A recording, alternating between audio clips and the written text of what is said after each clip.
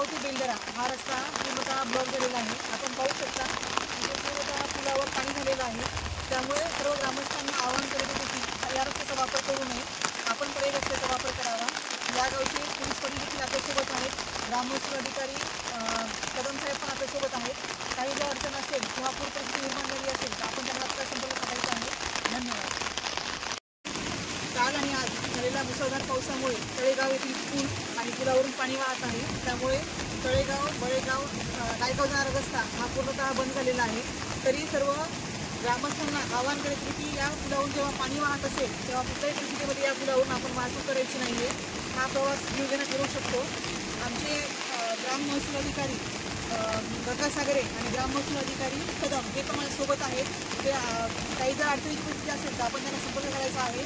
त्याचप्रमाणे पर्यायी रस्ता हा जो बोळगाव कारेगाव मार्गे रस्ता आहे त्या पर्यायी रस्त्याचा आपण वापर करायचा आहे। धन्यवाद।